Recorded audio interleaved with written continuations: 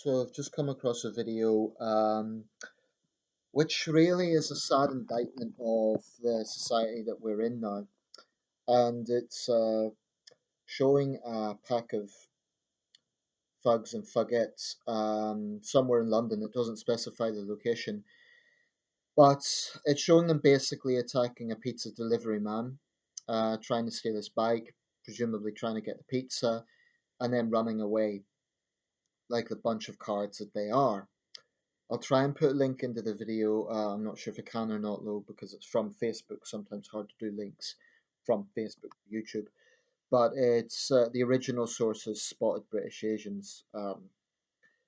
This may be, one of those things where there has been some tensions between the black and Asian communities, but it is irrefutable. All the teenagers, by the way, were black. That's just a statement of fact in this particular case. Um, there's a few things I want to say about this. Number one, the reason they're doing this, the reason we see incidents like this, is not because of a lack of youth clubs, right?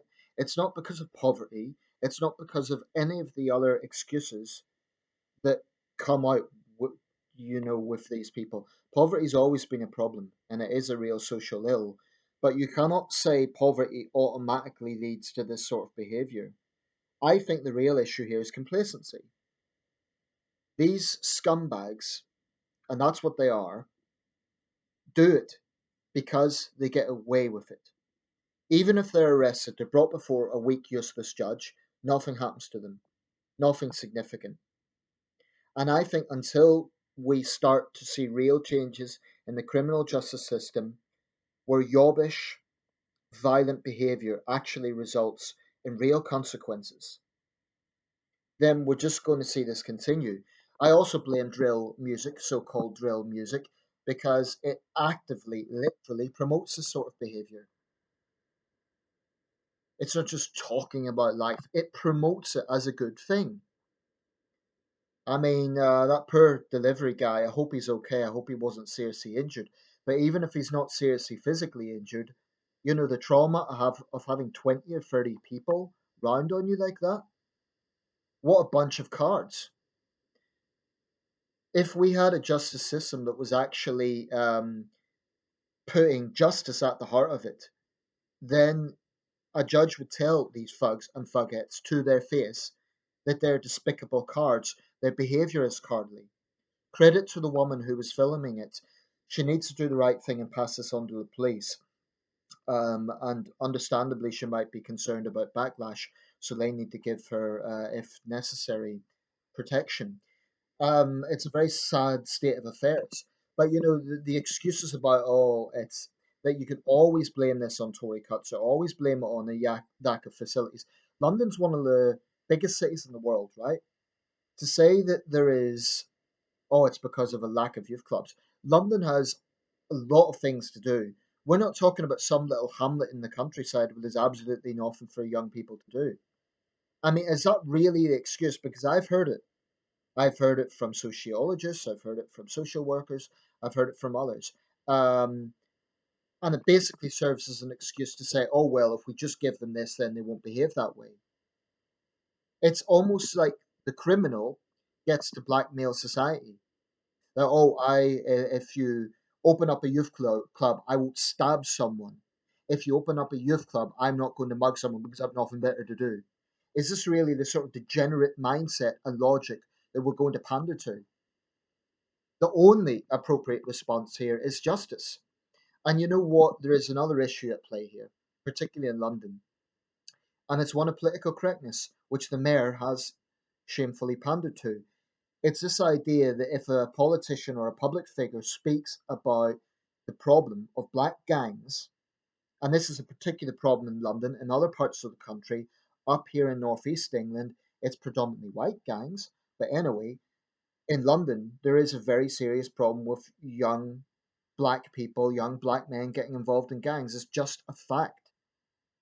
And we can't have a situation where white politicians or otherwise immediately get charged with racism because they dare to talk about it.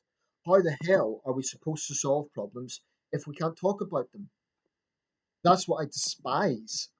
about the regressive left and about identity politics. And this is why Corbyn's Labour is so dangerous. As bad as the current situation is, I think under a Corbyn government, I haven't spoken much about my concerns about Corbyn's domestic policies, but this could be an example of one of them. Why? Because Corbyn's Labour is all about identity politics. Oh, we can't criticise black gangs because that's racist. The police can't do their job and stop suspects that they're suspicious of because they're black and therefore it's racist. Surely the police should have their hands unshackled to do their job and stop people that they have serious suspicions are a threat. This is a very serious situation. I've been very critical of Trump interfering in our internal affairs, and I remain critical of that. I think Trump should watch his own backyard and America's chronic problem with gun violence. I stand by that. And by the way, for the record, I don't think any American can lecture the UK on violence. But just because America has a problem with gun violence doesn't mean that we don't have a serious problem here. We do have a problem with robbery. We do have a problem with knife violence. And Khan's record has been pretty bad. There's no question about it. It's not to say that this has never happened. This only began in 2016 when he became mayor. London's long had problems with thuggery. I mean, the 2011 riots occurred on Boris Johnson's watch. So I don't think it can be just be blamed on Sadiq Khan.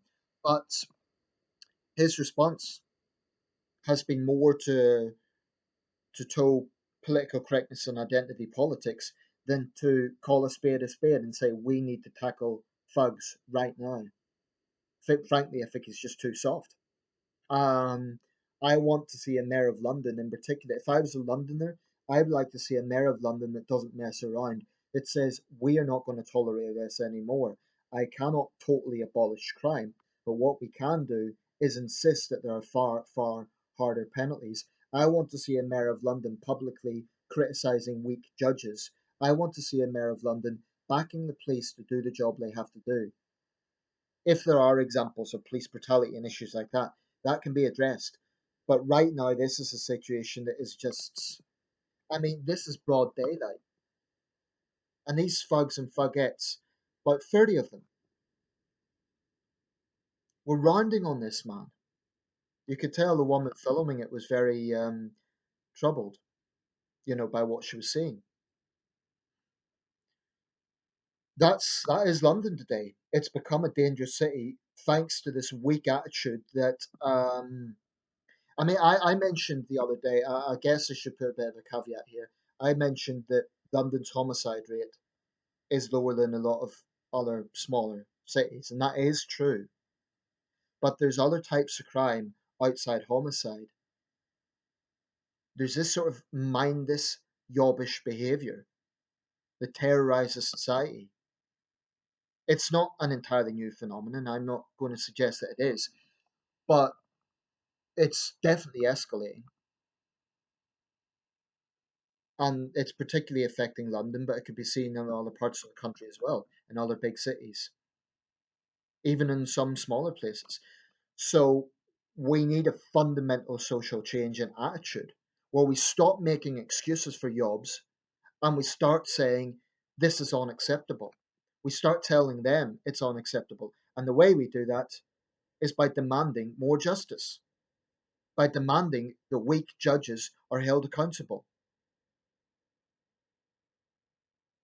I mean, as it stands, the British public generally don't go to vigilantism.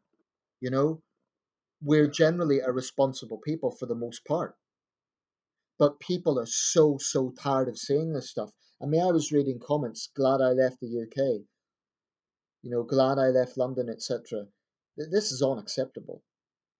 I still believe London is a great city, but this sort of thing, I mean, it's comparable, I would say, to what was happening in New York City in the late 80s and early 90s. I'm not saying the homicide rate is the same because it's nothing like that. I mean, at that time, New York City, I believe 1990, New York City recorded over 2,000 homicides. So London is nowhere near that.